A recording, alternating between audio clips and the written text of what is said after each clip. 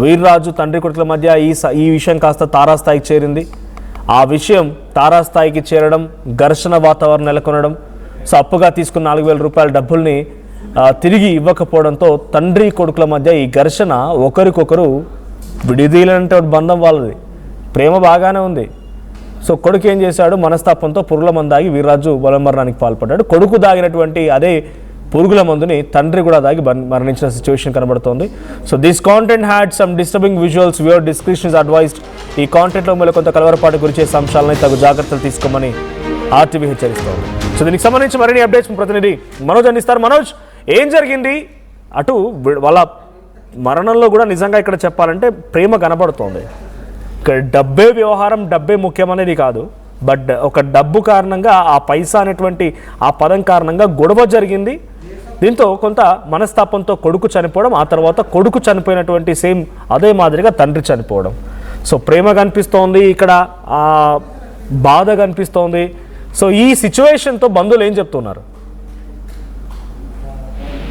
Thank you Manoj. పశ్చిమ గోదావరి జిల్లా నర్సాపురం నియోజకవర్గం మొగల్తూరు మండలం గరువు పల్లెపాలెంకి చెందిన మోకా నాగమల్లేశ్వరరావుకు 2 కుమారులు, 1 కుమార్తె, వీరందరికీ కూడా వివాహాలయ్యాయి. దీనికి సంబంధించి తండ్రి ఎవరైతే ఉన్నారో మోకా నాగమల్లేశ్వరరావు వద్ద పెద్ద కుమారుడు కూడా ఉంటున్నాడు, ఒకే ఇంట్లో ఉంటున్నాడు. దీనికి సంబంధించి వీర్రాజుకు ఈ నెలకు సంబంధించిన పెన్షన్ డబ్బులు మోకా తన తండ్రికి పెన్షన్ డబ్బులు వచ్చాయి. దీంట్లో ఒక 4,000 రూపాయలను తన తండ్రి వద్ద వీర్రాజు అప్పుగా తీసుకున్నాడు. అయితే గత కొన్ని రోజులు గడిచిన తర్వాత ఎవరైతే తండ్రి ఉన్నాడో ఈ డబ్బులను తిరిగి ఇవ్వాలని కోరగా, ఇప్పట్లో నా దగ్గర డబ్బులు లేవు అని వీర్రాజు చెప్పడంతో అప్పటి నుంచి కూడా వీరిద్దరి మధ్య కూడా చిన్న చిన్న తగాదాలు అవుతున్నాయి. అయితే ఈ నెల 27వ తేదీన అంటే 2 రోజుల క్రితమే ఈ తండ్రి కొడుకుల మధ్య ఈ 4,000 రూపాయలకు సంబంధించి గొడవ పెద్దగా జరిగింది. అయితే ఈ గొడవ జరుగుతున్న క్రమంలో మనస్పర్ధలకు పోయి వీర్రాజు ఒకసారిగా తన వ్యవసాయ క్షేత్రానికి సంబంధించిన వాడవలసిన కలుపు మందు తన ఇంటి వద్ద ఉండడంతో కలుపు మందును అతను తాగాడు. అయితే తాగిన తర్వాత వెంటనే అదే డబ్బాను తండ్రి కూడా తాగడంతో ఇద్దరు కూడా అపస్మారక స్థితిలోకి వెళ్ళిపోయారు.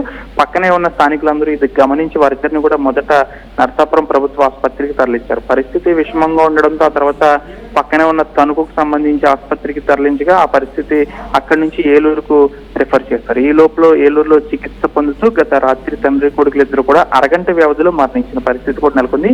మోకా నాగమల్లేశ్వరరావు తండ్రి ఎవరైతే ఉన్నారో తనకు ఒక భార్య ఉంది, అంతేకాకుండా కుమారుడు వీర్రాజుకు సత్యవతి భార్య ఉంది. సత్యవతి గత కొన్నేళ్ల క్రితమే కువైట్ లో జీవనోపాధి కోసం కువైట్ వెళ్ళింది. వీర్రాజు ఎవరైతే ఉన్నారో తనకి ఒక కుమారుడు, కుమార్తె కూడా ఉన్నారు. అయితే ఈ గ్రామంలో తండ్రి కొడుకులు ఇద్దరి మధ్య 4,000 రూపాయలకు సంబంధించిన చిచ్చు రేగడంతో ఈ ఘటన అయితే చోటు చేసుకుంది. క్షణిక ఆవేశంలో వీరిద్దరు కూడా ఈ విధంగా చేసుకున్నారంటూ గ్రామస్తులు అయితే ఆందోళన వ్యక్తం చేస్తున్నారు. తండ్రి కొడుకులు ఇద్దరు కూడా ఈ విధంగా చేయడంతో గ్రామంలో ప్రస్తుతం విషాద ఛాయలు అయితే అలుముకున్నాయి. ఎవరైతే మరణించాడో తండ్రి నాగమల్లేశ్వరరావు మరియు కుమారుడు వీర్రాజుకి ఒక కుమారుడు, కుమార్తెతో పాటు భార్య సత్యవతి కువైట్ లో జీవనోపాధి కోసం వెళ్ళిన పరిస్థితి కూడా నెలకొంది. అక్కడి నుంచి వీరందరూ ఇక్కడ స్వగ్రామానికి కూడా ఆమె రావడానికి అయితే ప్రస్తుతం ఏర్పాట్లు అయితే చేస్తున్న పరిస్థితి కూడా నెలకొంది. కేవలం మనం చెప్పుకున్నట్లుగా ఈ 4,000 రూపాయలు తండ్రి వద్ద కొడుకు తీసుకోవడం, తర్వాత తన కొడుకు పురుగుల మందు తాగాడని చెప్పి తండ్రి కూడా తాగడం, ఈ 2 విషయాలు కూడా తండ్రి కొడుకుల మధ్య ఇద్దరి మధ్య ప్రేమ అనురాగాలు అనేవి కనిపిస్తున్నాయని చెప్పాలి. అయితే ఇది జరిగినది కాబట్టి ఇది క్షణిక ఆవేశం అని చెప్పాలి. కుమారుడు తండ్రి వద్ద 4,000 రూపాయలు తీసుకోవడం, ఆ తర్వాత తిరిగి ఇవ్వని క్రమంలో జరిగిన ఈ గొడవ కాస్త పెద్దదై చినికి గాలివాన్లాగా మారి కుమారుడికి ఇద్దరికి మధ్య తగాదా రావడం, కుమారుడు పురుగుల మందు తాగడం, ఆ తర్వాత తండ్రి కూడా తాగడం. ఒకవేళ కుమారుడు తాగిన తర్వాత తండ్రి మందలించి వెంటనే ఆసుపత్రికి తీసుకువెళ్లకుండా తండ్రి కూడా బాధలో నాగమల్లేశ్వరరావు కూడా బాధలో తను కూడా తాగేస్తాడంటే వీరిద్దరి మధ్య బాండింగ్ అనేది ఏ విధంగా ఉందో మనం చూసుకోవచ్చు. ఇద్దరు కూడా ఒకే ఇంట్లో ఉంటున్నారు కాబట్టి వీరిద్దరి మధ్య కాస్త సంబంధాలు కూడా బాగానే ఉంటాయి. ప్రాణాలు తీసుకునేంతలా తగారా జరిగిందా? ప్రాణాలు తీసుకునేంతలా తన మనస్తాపన గురైపోయి ముందుగా కొడుకు చనిపోయేంతలా తగారా జరిగిందా వాళ్ళిద్దరి మధ్య?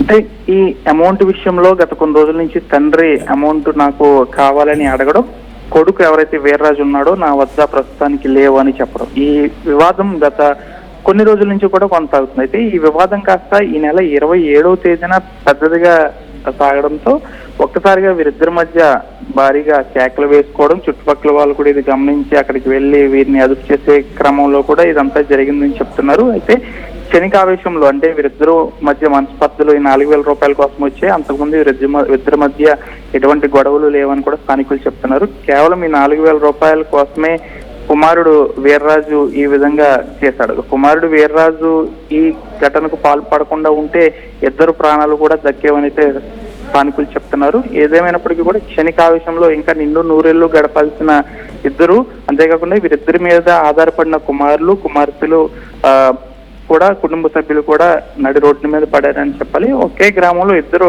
తండ్రి కొడుకులు కూడా ఈ విధంగా ఒక 4,000 రూపాయల కోసం మనస్పర్ధలకు పోయి ఏకంగా పురుగుల మందును తాగి మరణించారంటే ప్రస్తుతం గ్రామంతో పాటు చుట్టుపక్కల ప్రాంతాల్లో కూడా విషాద ఛాయలు ఎలుముకున్నాయి. ప్రస్తుతం వీరు మృతదేహాలను స్వగ్రామానికి తీసుకొచ్చే ఏర్పాట్లు అయితే చేస్తున్నారు.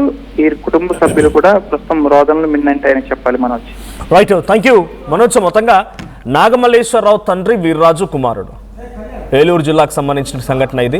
పశ్చిమ గోదావరి జిల్లా ఏలూరులో ఒక చిన్న గ్రామంలో తండ్రి కొడుకులు ప్రాణం తీసుకున్న సంఘటన ఒక్కసారిగా సంచలనంగా మారింది. మొగుల్తూరు మండలం గరువుపల్లె పాలెంకు చెందినటువంటి నాగమల్లేశ్వరరావు వీర్రాజు మధ్య ఒక పెన్షన్ డబ్బుల వ్యవహారం తారాస్థాయికి వెళ్ళింది, తగాదాకు దిగింది. వీర్రాజు 4,000 రూపాయలు తండ్రి దగ్గర నుంచి అప్పుగా తీసుకున్నాడు. తిరిగి చెల్లించకపోవడంతో తగాదా మొదలైంది, గొడవ మొదలైంది. మనస్తాపానికి గురైనటువంటి వీర్రాజు బలమరణానికి పాల్పడ్డాడు పురుగుల మందు తాగి. ఆ సంఘటన జీర్ణించుకోలేక అటు తండ్రి కూడా అదే పురుగుల మందు తాగి బలమరణానికి పాల్పడ్డాడు. దీంతో ఇద్దరు తండ్రి కుమారులు కూడా మరణించారు. ఈ సంఘటన వారిద్దరి మధ్య ప్రేమని, వారిద్దరి మధ్య నమ్మకాన్ని